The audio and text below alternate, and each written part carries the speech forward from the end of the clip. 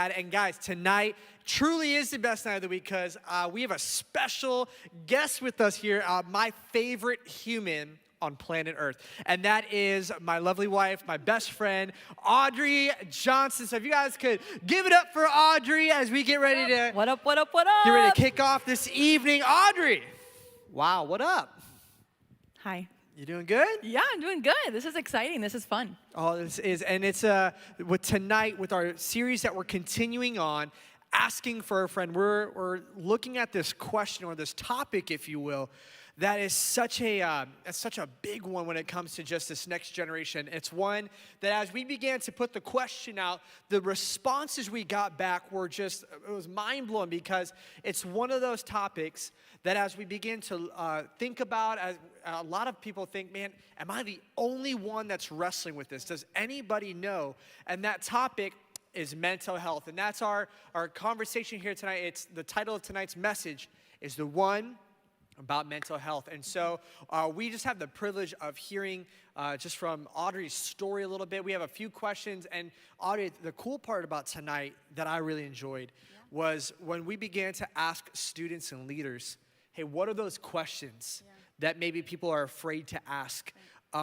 These are 4 questions we got. I know there's a lot of other ones, but there's 4 questions that we got that were probably like more of a consistent, if you will, when it comes to navigating these bouts with mental health, depression, anxiety, stress, worry, all these different words that are used to come underneath the mental health umbrella. And so one of the first question we have, we're just going to hop right into it because I know there's a lot of fun stories that will come, right? And so the biggest question we got from people was, why me? Why am I wrestling with this? Right. I think there's questions that people begin to, like sub-questions like, well, God, why do I have to walk through this? Why is this my burden to carry? Why do I have to wrestle with this? Totally. So before I get started on answering that question, just to give you guys a little bit of feedback into my journey with mental health and kind of, I know some of you guys are thinking, okay, like that girl just usually sings. Why is she talking?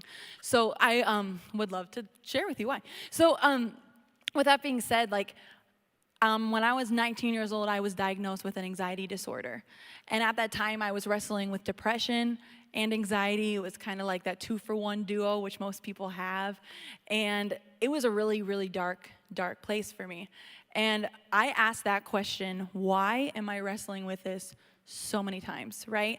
I remember coming to the altar at church or at that time it was college, and I remember talking to you about it because we were dating. Yikes. Just kidding. But we were dating, and that was a question that I asked. I'm like, why am I wrestling with this? And I think as I get older, what I'm realizing, not that I'm, any wiser, but just with those years on me, I think that I love what Jesus said in Scripture. He said, in this world you will have trouble, but take heart, for I've overcome the world. I think each and every person in this world struggles with something. Each and every one of us. And, that's no mystery, right? We all know that. And I think Jesus said it clearly. He said, you will have trouble.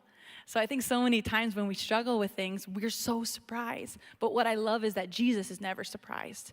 He's never shocked by what it is that we're going through. But we always see, sometimes we only focus on the first half of that verse, right? In this world you will have trouble. Great, right? But in this world you will have trouble, but take heart, for I have overcome the world. We can go to Jesus because he's overcome the world. That doesn't always mean that he's going to take it completely from us, but that means that he's going to give us the other tools in his tool chest, right? He's going to give us the joy, the peace, the love, the patience, all those other things that we might need in that time to maybe deal with what it is that we're wrestling with. And I know that's what he's done for me these last 10 years, is that when I've faced, days with really bad anxiety or days where I just, I'm like, oh my word, I feel so stirred and I feel out of control.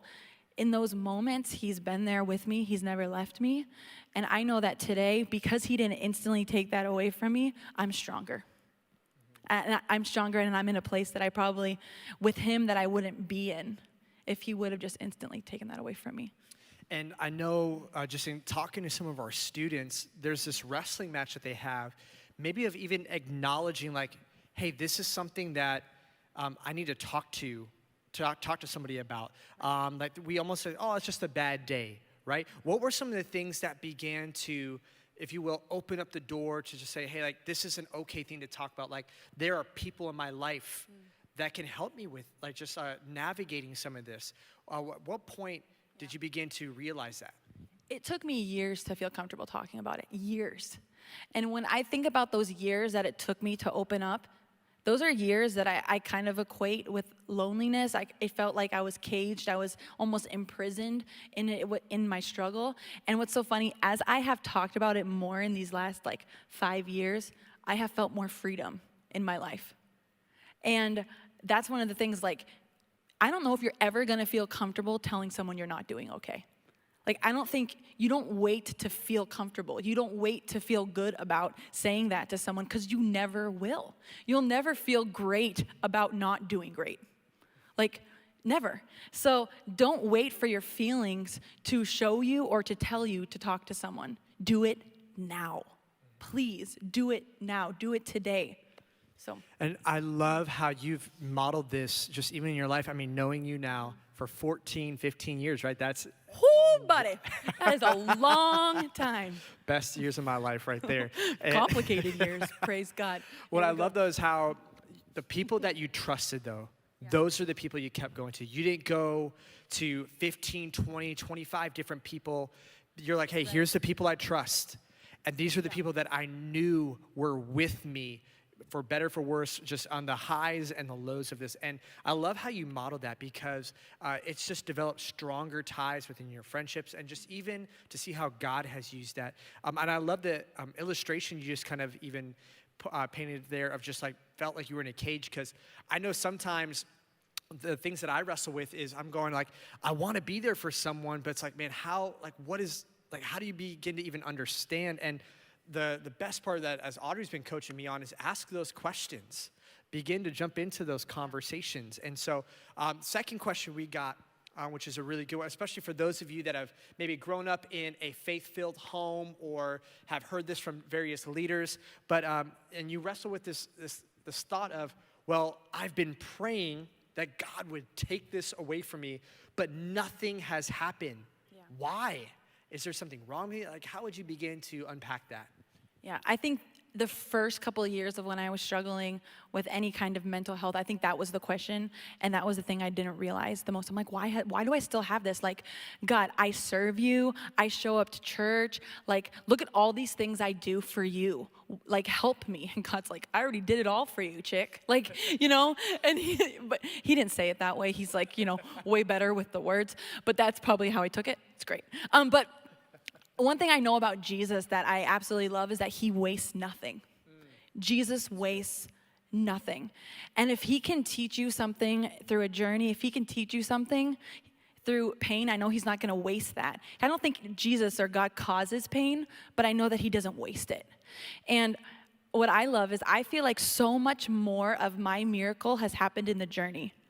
If God would have instantly taken that away from me, if he would have just healed me of anxiety, if he would have just instantly healed me of panic disorder, all this stuff, I don't think that, I know I wouldn't be the person that I am today, but I know I wouldn't have experienced his goodness and his faithfulness nearly as much. And I'm just so grateful.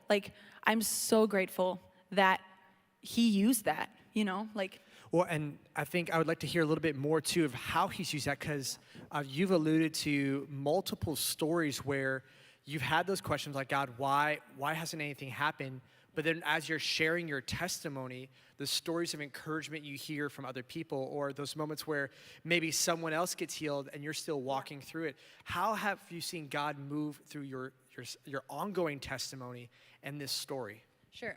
I used to always think that my testimony, basically your story of what God has done in life, your story of redemption, I used to think that, oh my word, I can use this. This is supposed to be used for other people. This is used so that people can come to know him, so people can be set free, all that stuff. And it is, totally. It's totally one of the ways that God uses your testimony, but he also uses it for you. He also uses it to remind you of what he has done. It's not just, our testimony isn't just one day we're this way and the next day we're better. Our testimony is one day we're broken, the next day we're still broken, and the third day we're still broken. And then maybe in a couple of years, we look back and we see how God has changed everything.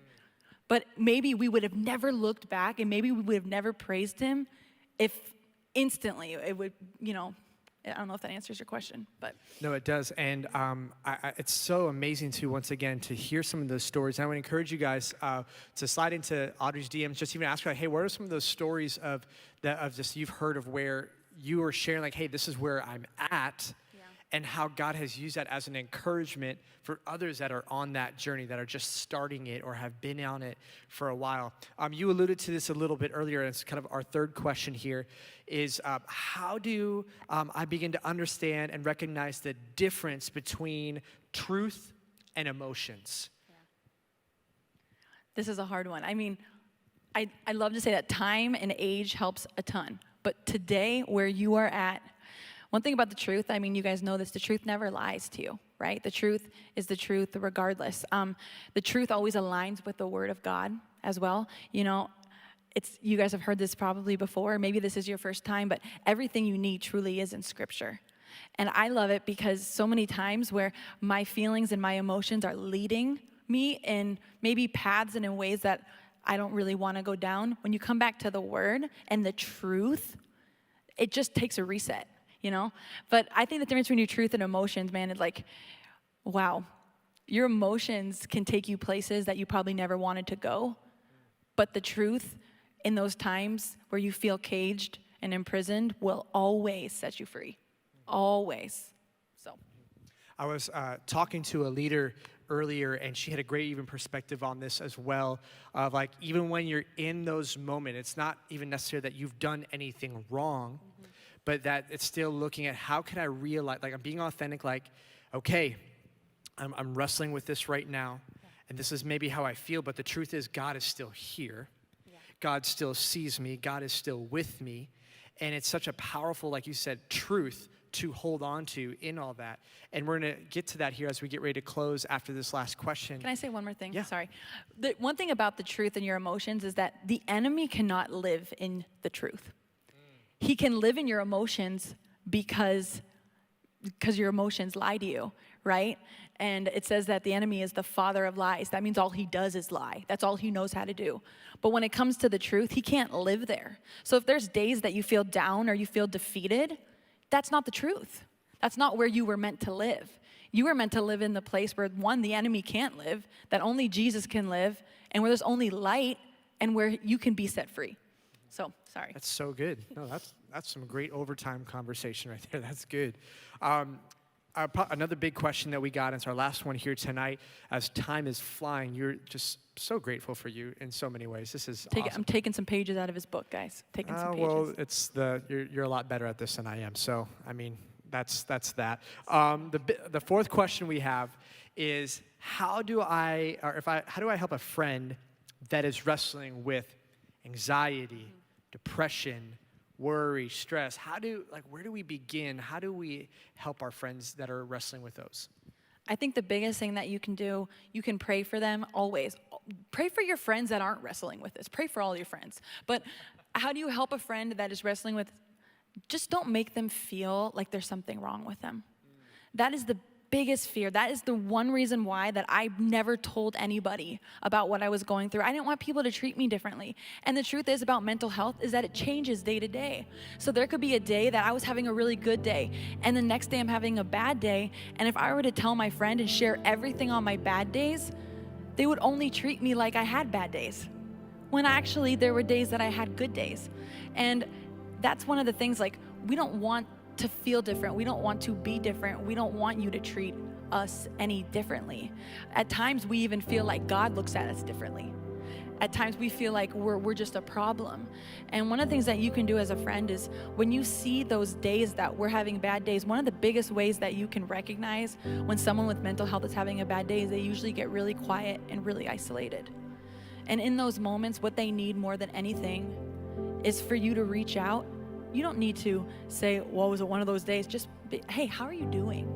And you'll know from the answer to that question whether or not they're willing to talk to you about it. But you can't make them, you can't force them treat them the way that you would want to be treated when you're struggling with something. Treat them with grace, with kindness, right? This is something that is ongoing. And like I said, there are days that are better than others, so not every day is a bad day. So don't treat them that way. So, well, and as we were preparing for this talk, you had a great kind of comparison between sympathy and empathy.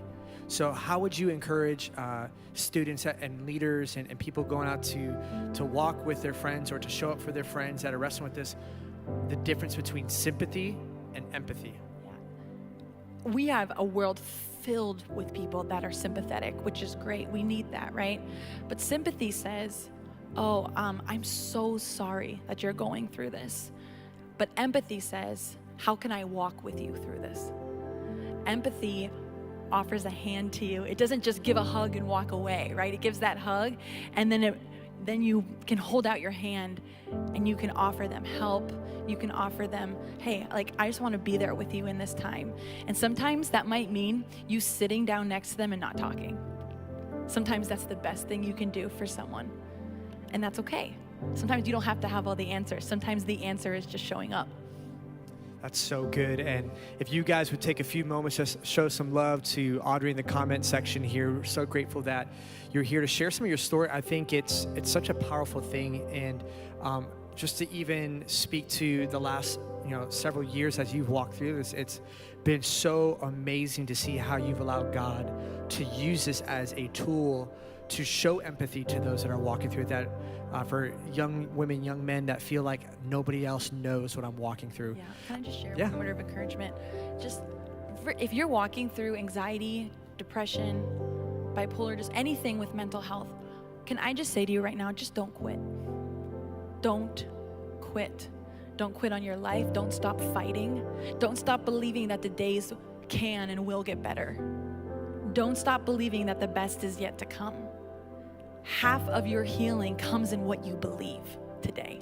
So please don't quit. God has so much more in store for you. If I would have quit, I wouldn't be sitting here today. I wouldn't be sitting here today. Be encouraged today, friend. You are not alone.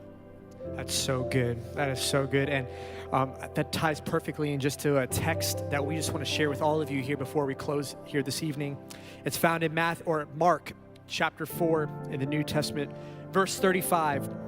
And Jesus is with his disciples, and it reads, that day when evening came, Jesus said to his disciples, let us go over to the other side. Leaving the crowd behind, they took along just as he was in the boat. There were also other boats with them. And in verse 37, it says, a furious squall came up, and the waves broke over the boat, so that it was nearly swamped. Jesus was in the stern, sleeping on a cushion. The disciples woke him up and said to him, teacher, don't you care if we drown? Jesus got up, he rebuked the wind and said to the waves, quiet, be still. The wind died down and it was completely calm. His disciples said, he said to his disciples, why are you so afraid? Do you still have no faith?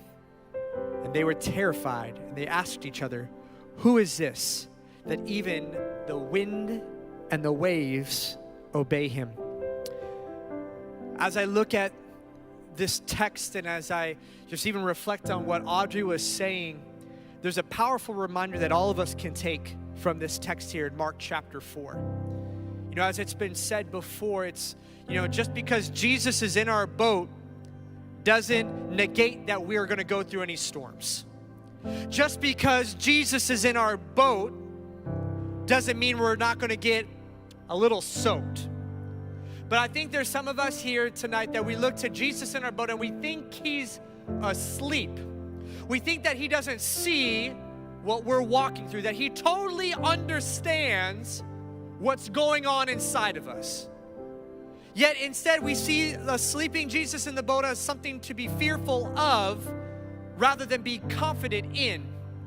That if Jesus is at peace in the middle of the storm, it should be a cue that we should take from him.